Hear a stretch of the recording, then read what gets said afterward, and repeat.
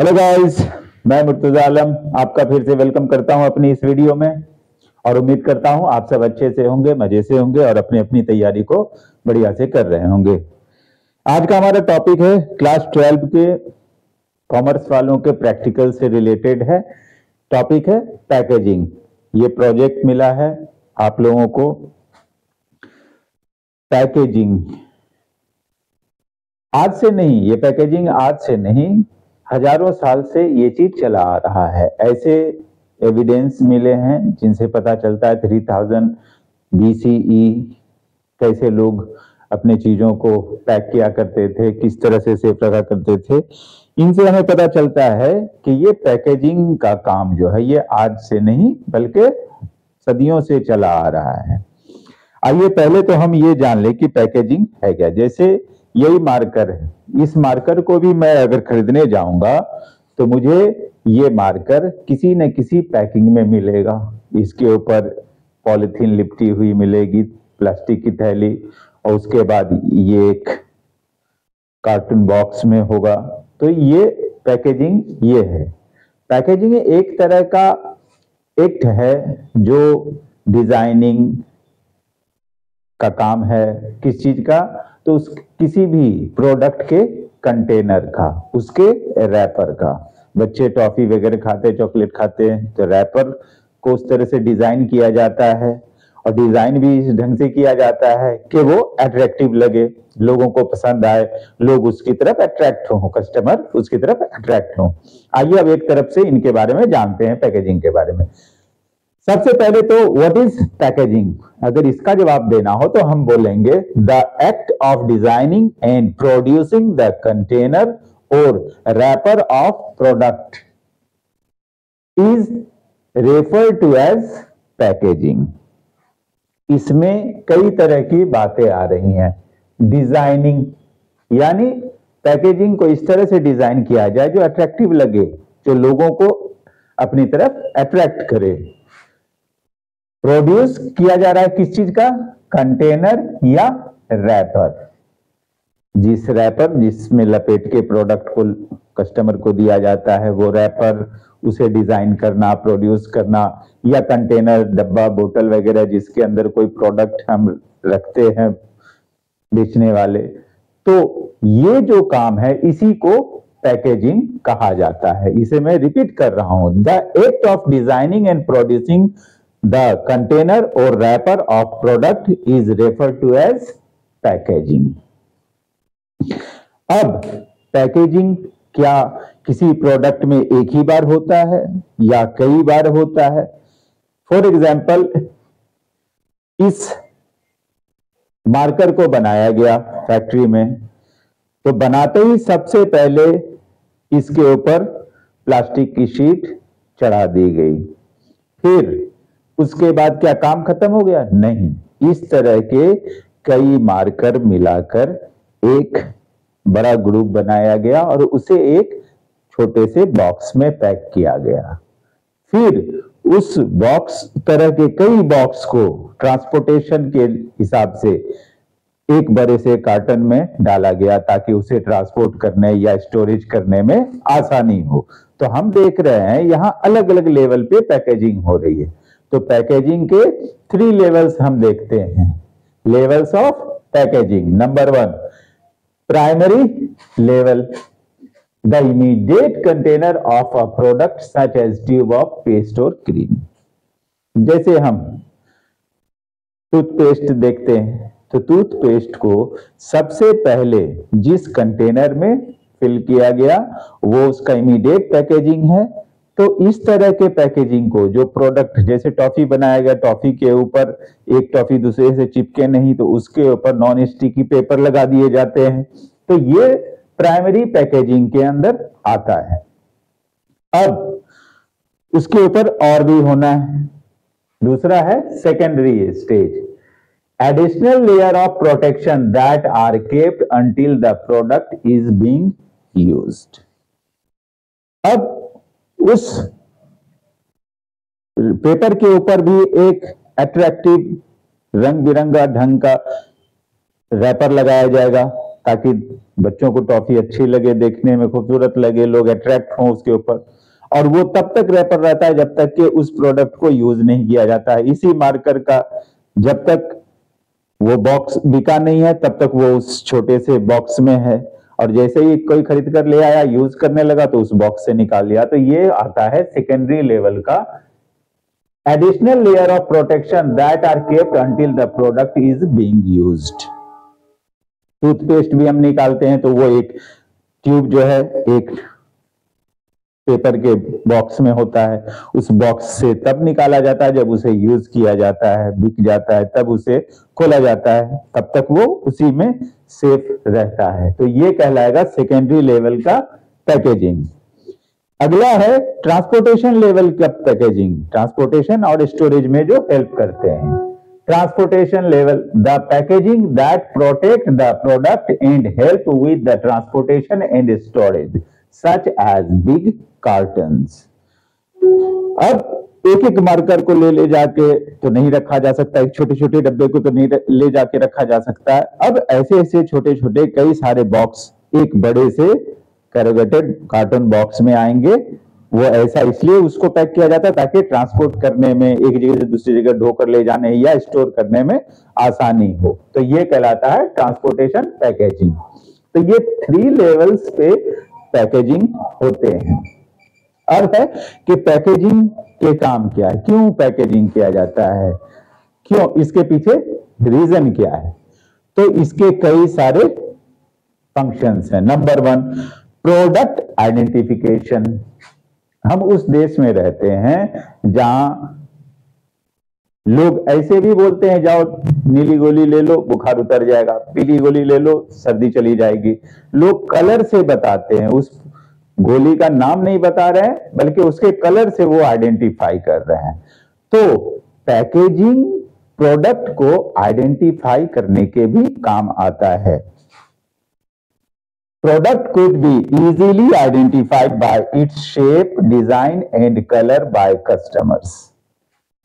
Customers जानते हैं कि किस तरह के प्रोडक्ट का डिजाइन किस तरह का है, वो किस तरह के वो कंटेनर में होता है, उसका कलर कैसा है, उस पे कैसे फोटो होते हैं, उसे देखकर भी वो पहचान लेते हैं अगर नाम नहीं भी मालूम है तो पैकेजिंग का पहला फंक्शन है कि आइडेंटिफिकेशन ऑफ प्रोडक्ट देता है। Number 2, product protection. अब पैकेज्ड है तो प्रोडक्ट को वो प्रोटेक्ट करता है, किन चीजों से, लीकेज होने से, डैमेज होने से, ब्रेकेज होने से, इन सब चीजों से वो प्रोडक्ट को प्रोटेक्ट करता है। Packaging protect products from leakage, breakage और डैमेज एटसेट्रा। ये फैसिलिटेट भी करता है, सुविधा भी देता है लोगों को उस प्रोडक्ट के यूज करने का। फॉर एग्जाम्पल, जैसे ही फर्स्ट लेवल पे, प्राइमरी लेवल पे पेस्ट को ट्यूब में डाला गया, तो ट्यूब हमारी हेल्प करता है, उसे हम जब दाबते हैं तो उससे हमें पेस्ट निकलता है जिसे हम ब्रश पे लगा के फिर उसे करते हैं। तो ये जो पैकेजिंग है वो फैसिलिटेट भी करता है यूज ऑफ द प्रोडक्ट में। It facilitate the use of the product such as tube of paste helps to bring out the paste। Product promotion, और ये उस प्रोडक्ट का प्रमोशन भी करते हैं, उस पे फोटोग्राफ्स अच्छे होते हैं, फेस वगैरह अगर टाइप फेस वगैरह यूज किया गया हो किसी एक्टर या किसी सेलिब्रिटी का तो लोग ज्यादा अट्रैक्ट होते हैं, कस्टमर उस तरफ और उसे खरीदते हैं। Product promotion, startling colour scheme, photograph और typeface may be used to attract attention of the people at that point of purchase। जब वो खरीदारी करने जाते हैं तो इन चीजों को देखकर भी वो अपना मन बदल के इसी प्रोडक्ट को खरीद लेते हैं। तो ये मार्केटिंग प्रमोशन का भी काम करते हैं। अब हम बात करते हैं, जितने हम पैकेजिंग देखते हैं जितने टाइप के, क्या ये पैकेजिंग सब दिन से इसी टाइप के रहे हैं, इसी तरह से पैकेजिंग हुए? नहीं, समय के साथ ये इवॉल्व होता गया है। एक जमाना था जब लोग टेराकोटा का यूज किया करते थे अपने ग्रेन या किसी भी चीज को स्टोर करने के लिए। टेराकोटा बोले तो मिट्टी के बर्तन जो आग पे पकाए गए हों। और फिर धीरे धीरे लोगों ने वुडन क्रेट्स, वुडन बैरल्स, और फिर आगे चल के ग्लास जार, इसी तरह से समय के साथ ये बदलता चला गया। फिर पेपर आए, कार्टन आए, प्लास्टिक आए। आइए हम देखते हैं एक एक करके कि किस तरह से ये इवॉल्व हुआ है। जो भी एविडेंस मिले हैं, आर्कियोलॉजिस्ट ने जो भी कुछ बताया है, एविडेंस दिखाया है, उसके हिसाब से जो अब तक है उसके हिसाब से ये है। From the very beginning, packaging has been evolving and will keep on evolving with the changing times due to its influencing perception. क्योंकि इसके अंदर इन्फ्लुएंसिंग परसेप्शंस है, इस वजह से ये समय के साथ बदलता रहा है और आगे भी बदलता चला जाएगा। अगर हम देखते हैं तो 3000 BCE से लेकर 1500 BCE तक जो भी कुछ एविडेंस मिले हैं वो बताता है कि तब टेराकोटा वेसल का यूज किया जाता था स्टोरेज के लिए या किसी और काम के लिए, पैकेजिंग में। आगे हम देखते हैं 1200 BCE में उस समय के ग्लास जार्स मिले हैं जो उस समय के पैकेजिंग के बारे में बताते हैं। उस समय ग्लास जार का यूज हुआ करता था। आगे चलते हैं तो 1035 AD में first recorded use of paper as a packaging material. Egypt में 1035 में पहला रिकॉर्डेड कोई चीज मिला है जो ये बताता है कि फर्स्ट टाइम पेपर का यूज किया गया था as a packaging material Egypt में। आगे आते हैं तो मिडिल एज में वुडन बैरल्स काफी फेमस हुआ करते थे। कुछ ढोलक टाइप के वो होते थे इस तरह के, और इसके अंदर ग्रेन्स, लिक्विड, इन सब चीजों को ये अलग अलग प्लैंक्स को जोड़कर बनाया जाता था और इसके अंदर स्टोर किया जाता था। तो ये फेमस हुआ करता था मिडिल एज में। आगे देखते हैं 1764 में, यानी 18th सेंचुरी के सेकेंड हाफ की बात हो रही है, मेटल टीन्स को यूज किया गया लंदन में स्नफ के पैकेजिंग के लिए। आगे अर्ली 1900s में वुडन क्रेट्स को रिप्लेस कर दिया गया, वुडन क्रेट्स या बॉक्स को रिप्लेस कर दिया गया कैरोगेटेड कार्टून बॉक्स से। फिर अर्ली 1920s में हम देखते हैं इन्वेंशन ऑफ सेलोफोन हुआ है, सेलोफोन का इन्वेंशन हुआ, फिर उसका भी यूज किया गया है पैकेजिंग में। 1940 में फ्रोजन फूड को डेवलप किया गया है और फिर उसे पैक करने का भी सिस्टम डेवलप हुआ है। 1952 में एरोसोल कैंस इंट्रोड्यूस्ड हुए हैं। फिर 1960s आते आते एल्युमिनियम कैंस पॉपुलर हो गए हैं पैकेजिंग के मामले में, और 1977 के बाद से प्लास्टिक्स, पॉलीथीन, पेट, इन चीजों का यूज बहुत ज्यादा होने लगा पैकेजिंग में। अब आज की डेट में ज्यादातर यही सब यूज हो रहे हैं। तो हम देख रहे हैं कि समय के साथ इवॉल्व हुआ है और आने वाले इन फ्यूचर में ये और इवॉल्व होंगे।